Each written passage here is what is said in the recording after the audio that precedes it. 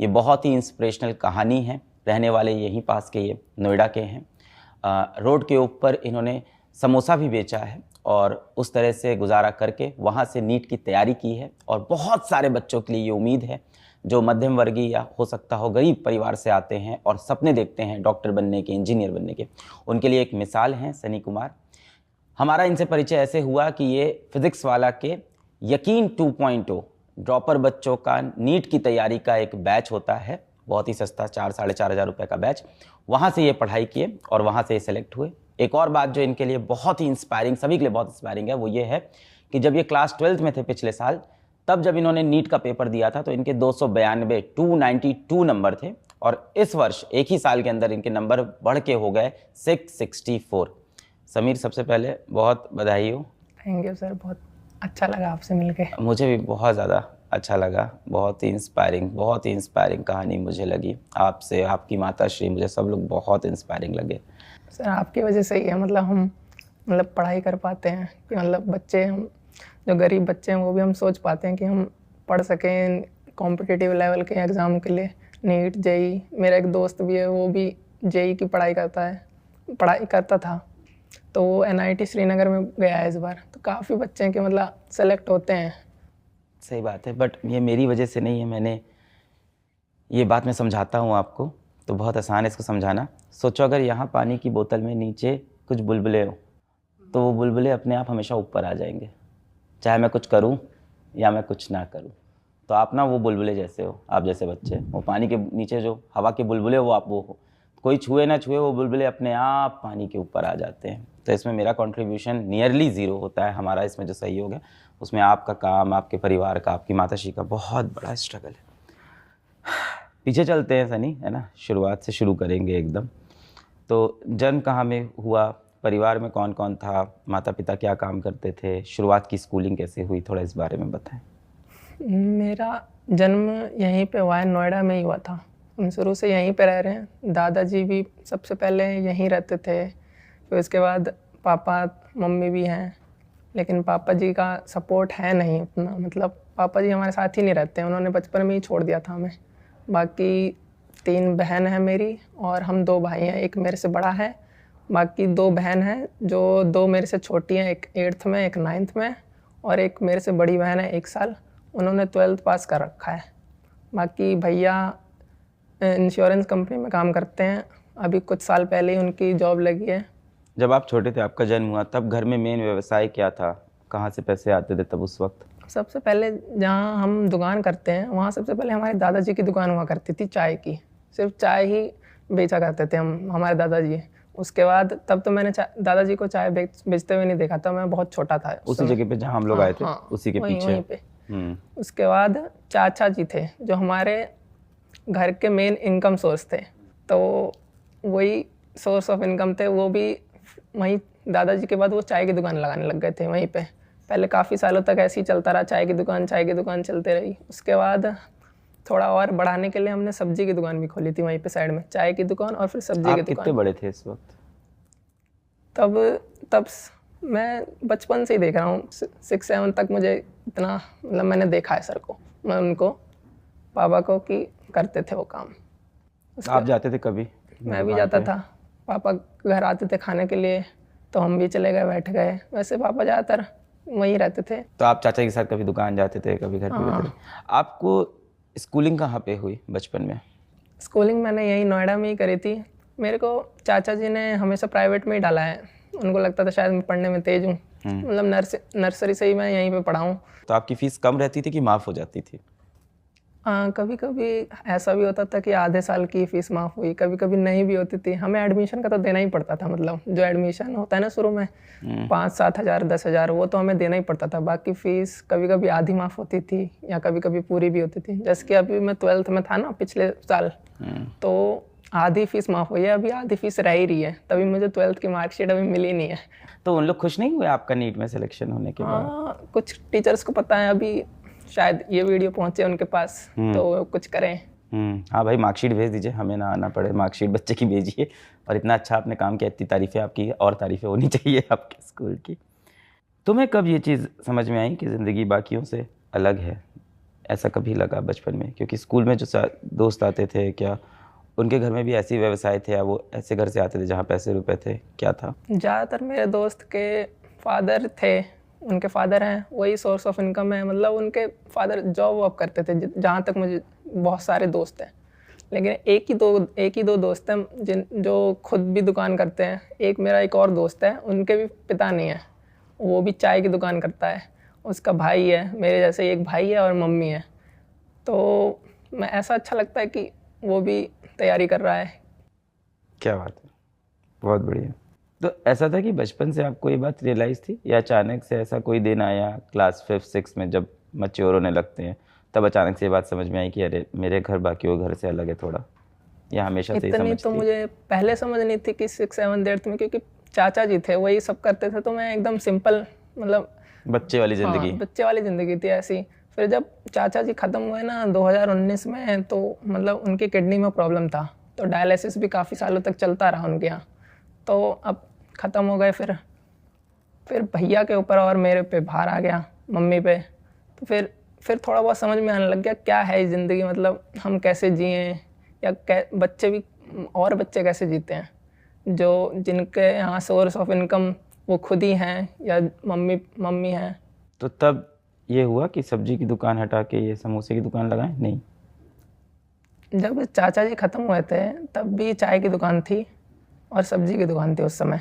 वही था मेन। हाँ, इनका तो तब तो भाई भी भैया भी वो ऑफिस नहीं जाते थे। थे। सिर्फ भैया रहते थे और मैं रहता था दुकान पे। तब से मेरा जाना ज़्यादा स्टार्ट हो गया चाय की दुकान हाँ। पे। तो वहाँ क्या मिलता था?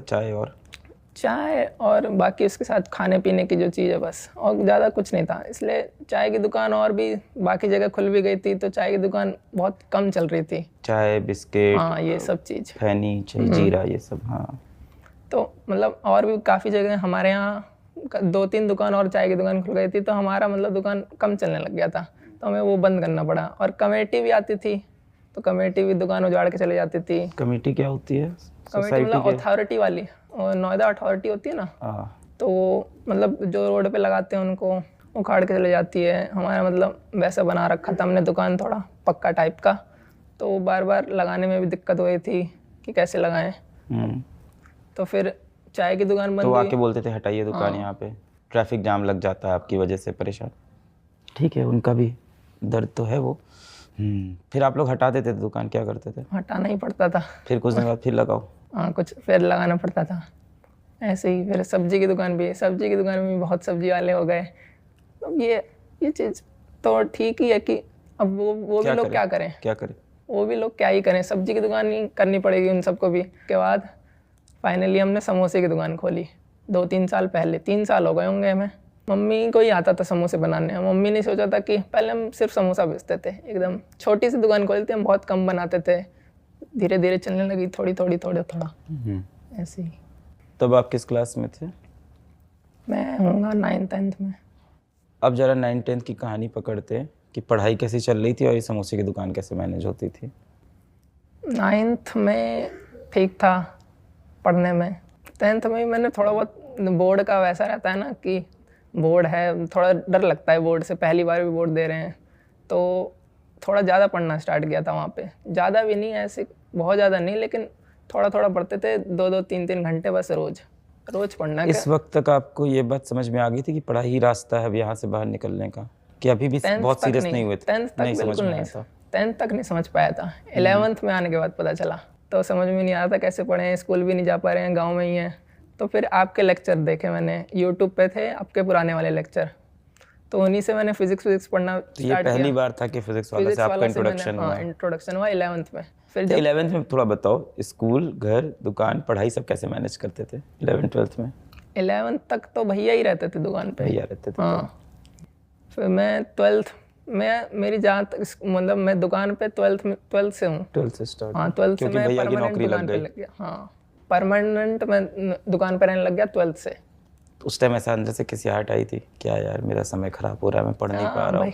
मतलब फिर भैया देर से भी आते थे कभी कभी। मैं बोलता था कि जल्दी आओ भैया 12th में, मतलब ऑफिस जाते थे कि बोलता था कि जल्दी आओ, मुझे पढ़ना भी है। क्योंकि 12th में होता क्या था कि स्कूल भी जाना है, 3 बजे छुट्टी हुई, 3 से 4 बजे के बीच 1 घंटा है, उसमें बिल्कुल भी पढ़ाई नहीं हो पाती थी। फिर सोना ही पड़ता था, मतलब थोड़ा देर रेस्ट करना, क्योंकि दुकान भी खोलना पड़ता था 4-5 घंटे। 4 बजे से 8:30 बजे तक दुकान चलती थी। फिर 9:30 बजे तक हम, मतलब 9 बजे तक हम दुकान को रैप अप कर देते थे, सामान समेटना। हाँ, तो 9:30 बजे तक फिर खाना खाया 12th तक। उसके बाद पढ़ने बैठते हैं 10 बजे से। तो वही देखता था टेलीग्राम से। हाँ, देखता रहा तो वो 2-3 बज जाते थे। टेलीग्राम से पढ़ने का कारण एक ही था कि पैसा बैच के लिए लग रहा है, यही कारण था? पैसा भी कम था उस समय और उतना ट्रस्ट भी नहीं था उस समय। कि इतना सारा पैसा दे देंगे, इसके बाद चीज़, मतलब आपके लिए वो बहुत सारा पैसा है, चीज़ 4,000 रुपये में इंतज़ाम करके दूँ और उसके बाद नहीं समझ में आया मुझे। तो फिर धीरे धीरे जब पढ़ना स्टार्ट किया हमारे सर और आए, तो फिर मज़ा आने लग गया पढ़ने में। पर दुकान पे 4-4.5 घंटे जाते थे, वहाँ नहीं लगता था आपको कि यार किसी तरह से लेक्चर यहाँ दे? पॉसिबल होता था वहाँ पे पढ़ पाना? 4-5 घंटे में कभी कभी जब कस्टमर नहीं आता था, तब 1 घंटा में कैसे भी करके मैं 4-5 घंटे में 1 घंटा निकाल लेता था पढ़ने के लिए। कभी कभी 10-15 मिनट, फिर कस्टमर आ गया, फिर 10-15 मिनट पढ़ा, फिर कस्टमर आ गया, फिर 10-15 मिनट पढ़ा, ऐसे तो वहीं ठेले पे फ़ोन रख लिया? ये नेक बैंड ले लिया था मैंने। नेक बैंड तभी नहीं लिया था, नेक बैंड मैंने 12th में लिया था, 12th के एंड में, ड्रॉप ईयर में लिया है मैंने नेक बैंड। हाँ, वो 12th में फर्स्ट आया था ना स्कूल में, तो 2100 रुपये मिले थे, तो 1700 का तो मैंने ये ले लिया नेक बैंड। वो इसलिए लिया था क्योंकि रात में जहाँ बहन सोती थी वहीं मैं भी पढ़ता था बेड पे ही। तो मतलब ज़्यादा टेबल वेबल नहीं था, मैं बेड पे ही पढ़ता था, नीचे बैठ गया और मतलब यहाँ पे ऐसे वो है, नीचे थोड़ा बैठा हूँ और बेड पे कॉपी किताब रख के पढ़ रहा हूँ। तो आवाज़ आती थी उसमें बहन को, बहन कहती थी बंद कर बंद कर बंद कर। ऐसे ही फिर मैंने सोचा कि यार अब ड्रॉप ले लिया है तो ले लेते हैं एक नेक बैंड भी। देखो, ये बहुत बातें होती हैं कि मैं अपनी भी बात करूँ या कोई भी हम लोग बात करें तो बड़ा ये प्रचलन है कि बड़ा रोमांटिसाइज़ करते हैं इस चीज़ को कि हम बहुत स्ट्रगल किए, हम जैसे कहानियाँ लिखी जाती हैं, अरे वो बहुत गरीब आदमी था, उसने बहुत स्ट्रगल किया, बहुत मेहनत किया, बहुत परेशानियाँ थी उसके जीवन में। कोई ये बात नहीं करता कि उन परेशानियों के बीच में कई लोगों ने उसका सपोर्ट भी किया। जैसे अभी आपने अपने दोस्त का बताया, कितनी पॉजिटिव बात थी, वो कह रहा है तू मेरे बैच से भी पढ़ ले सब्सक्रिप्शन से, मैं अपने से पढ़ लूँगा। तो इसलिए कभी कोई नहीं बताता आपके इस पूरे सफ़र में सपोर्ट कौन कौन कर रहा था? मम्मी तो हमेशा ही साथ खड़ी हैं। मम्मी तो बोलती हैं कि तू ही करेगा बस। तो ऐसे ही करते करते मम्मी तो पूरा ही पढ़ाती थी। जब भी मैं दुकान पे रहता था तो मम्मी बोलती थी कि मैं रह लेती हूँ दुकान पे, लेकिन मैं ही मना करता था, मम्मी को अच्छा नहीं लगता दुकान पे रखने में। कोई ऐसा समय आता था कभी जब तुम्हें लगता था कि यही तो भविष्य नहीं, यही दुकान ही मेरा? ऐसे ख्याल कभी आते थे कि यही तो भविष्य नहीं होगा, इसी को और अच्छा कैसे कर लें, इसी दुकान को यही शायद करना? सोचता था, मतलब आते थे, लेकिन मुझे विश्वास था कि मैं कर लूँगा। तो जब लक्ष्य बैच आधा पढ़ लिया ना, तब भरोसा हुआ कि यार ये काफ़ी अच्छे टीचर्स मिले हैं मेरे को। मैं उन्हीं से पढ़ना चाह रहा था। मैं सोच रहा था 11th का भी उन्हीं से कंटेंट मिल जाए कहीं, लेकिन वो फिर मैनेज नहीं कर पा रहा था 12th के साथ कि काफ़ी 2 लेक्चर और 4 घंटे के तो लेक्चर हो रहे हैं, वो मुझे सिर्फ रात में ही कवर करने हैं, तो हो ही नहीं पा रहा था कैसे भी करके। कभी कभी तो नहीं भी सोया हूँ मैं रात में, और मतलब जब सुबह पानी मारने जाता था आँख पे आँख जलते थे उस समय। फिर अगले दिन की फिर स्कूल जाओ, फिर आओ, फिर दुकान जाओ, फिर रात में आके पढ़ो, यही चलता रहा पूरे वक्त। ड्रॉप ईयर में बैच लेने का फैसला आपने खुद से लिया या मम्मी ने लिया या दोस्तों ने बताया, कैसे हुआ? क्योंकि आपने 12th में तो नहीं खरीदा बैच। जब 12th के साथ नीट देना था तो मैं तो मना कर रहा था क्योंकि कुछ तैयारी नहीं थी। हालांकि 1 महीने का गैप था कि बोर्ड और उसमें नीट के पेपर में, तो मम्मी कह रही थी कि पढ़ ले 1 महीने में तो कुछ तो कर ही लेगा। मैं कह रहा था नहीं हो पाएगा, 1 महीने में काफ़ी सिलेबस है 11th का कुछ भी नहीं पढ़ा हुआ था, बस 12th आती थी जो आती थी। उसके बाद फिर मैंने तो सोच लिया था कि नहीं दूंगा इस बार जो 12th के साथ नीट। तो लास्ट भैया कह रहे थे कि यार तू दे दे, एक बार जाके देख ले कैसे कैसे बैठते हैं या कैसे कैसे OMR कैसे फिलिंग करते हैं, कैसे क्या क्या फिलिंग करनी होती है। तो लास्ट डेट था रजिस्ट्रेशन का नीट के फॉर्म का भरने का, तो उस दिन हमने रजिस्टर कर ही लिया था, ताकि मतलब मैं सोच रहा था चलो देख के ही आ जाता हूँ कि क्या क्या करना है बस। तो वो गया तो उसमें तो 292 नंबर आए थे बस। फिर क्या सोचा कि इस बार बैच खरीदते हैं? हाँ, मैंने पहले ही भैया को बोल दिया था इस साल नहीं करूँगा, अगले साल ही दूंगा, 12th के साथ नहीं दे पाऊंगा, अगले साल ही दूंगा। तो मैंने तब तक यकीन बैच पता था आपको कोई है फिजिक्स वाला का ऐसा? यकीन बैच फिर पता चला कि ड्रॉप ईयर के लिए, मतलब 12th के बाद ही पता चला, बाद में पता चला कि ड्रॉपर के लिए यकीन बैच होता है और इसमें 3-3 लेक्चर भी आते हैं। पहले पता था 2 ही लेक्चर आते थे, लेकिन फिर भी आसान हो गया थोड़ा बहुत, क्योंकि स्कूल हट गया। उसमें 6-7 घंटे स्कूल में चले जाते हैं, 8-10 घंटे तो स्कूल में ही मान लो, क्योंकि उनका होमवर्क अलग करना, कॉपी अलग बनाओ। हमारे में स्ट्रिक्ट भी हैं टीचर्स की कॉपी चाहिए ही चाहिए, सारे प्रोजेक्ट। तो फिर उन सबको मैंने स्कूल में भी काफ़ी क्लासेस छोड़ के मैं वो काम करता था, स्कूल का ही काम करता था, ताकि रात में स्कूल का काम न करना पड़े, बैच से पढ़ सकूं। कभी ऐसा फील होता था कि मेरे साथ ही ऐसा क्यों?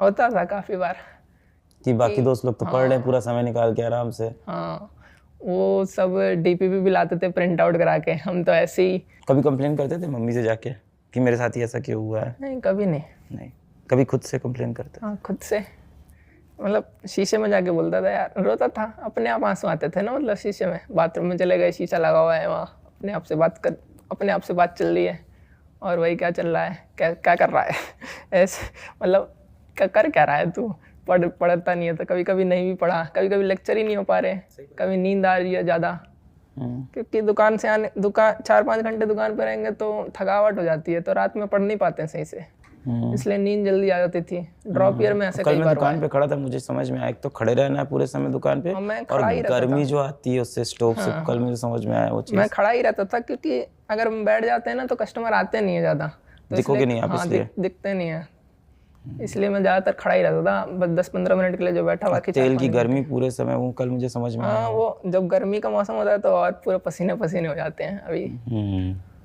दुकान की कमाई आपने बताई थी, कितनी होती है प्रतिदिन की? 500-600, कभी कभी तो 20-30 ही समोसे बिकते हैं, 200-300 ऐसे, कभी कभी ऐसा होता है। और ये पूरी कमाई है, इसमें मुनाफा तो 200-300 रुपए का? हाँ, ये वो है, मतलब जितना बिक्री हुई है, बाकी रेवेन्यू, उसको प्रॉफिट है उसमें 200-300 रुपए, 30-40% बस होता है हमारा। और ये भी वैरी कर जाता है, अलग अलग दिन पे अलग अलग हो जाता है। अब आप बंद करने का सोच रहे हो दुकान को?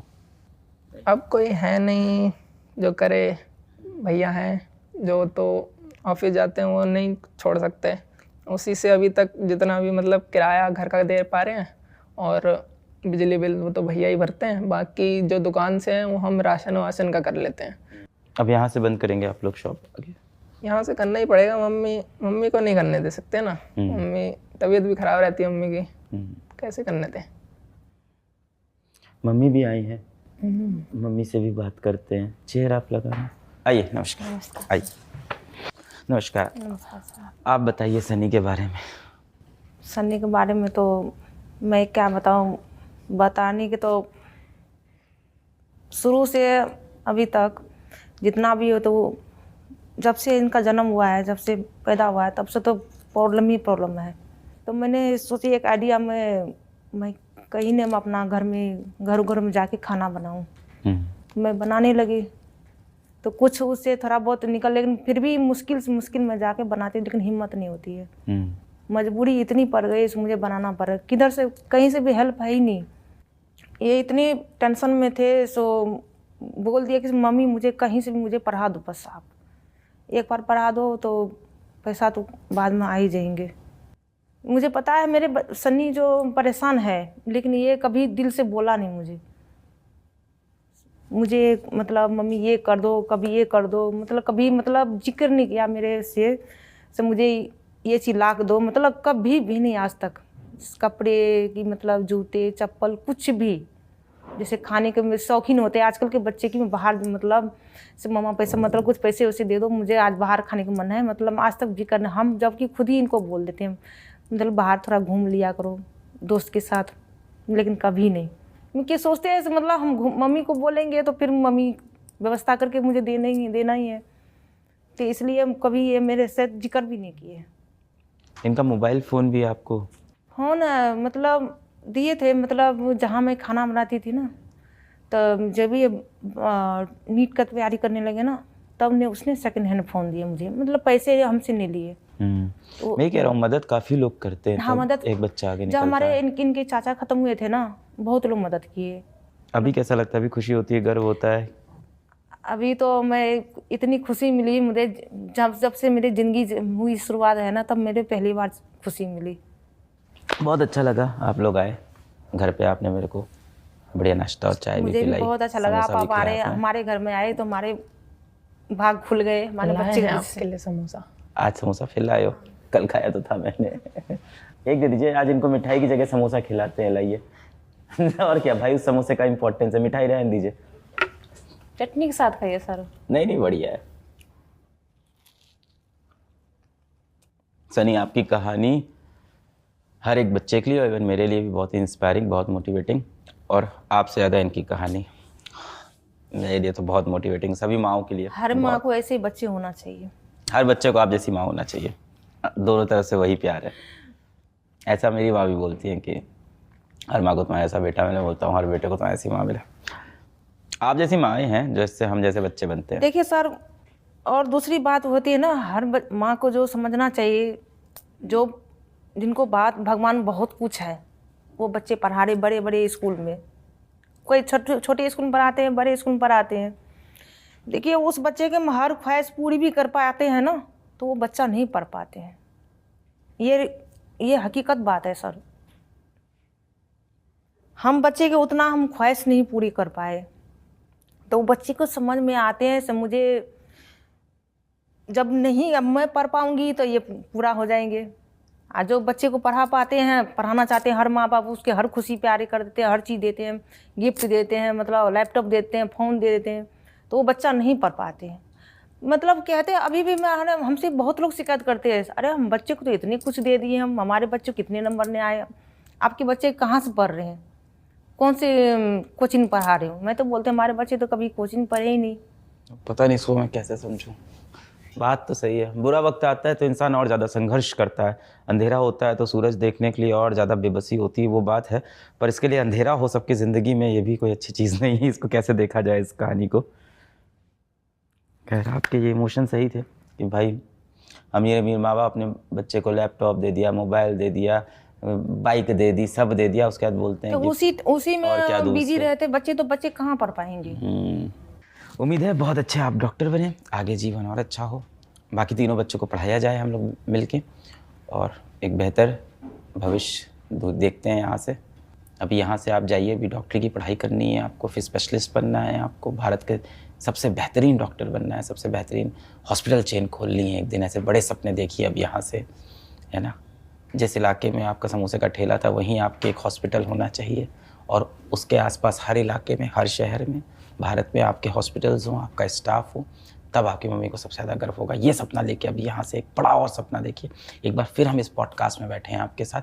अगली बार जब आप यहाँ हो तो आप आके बताओ, सर मैंने एक हॉस्पिटल खोल दिया है और मैं यहाँ से 100 हॉस्पिटल और भारत में खोलने जा रहा हूँ। ये बड़ा सपना आप उठाते हैं, यहाँ से हो जाएगा।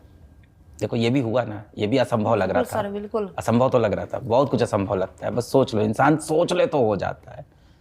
इंसान पागल हो जाए तो कुछ भी कर सकता है, वो तुम कर ले जाओगे।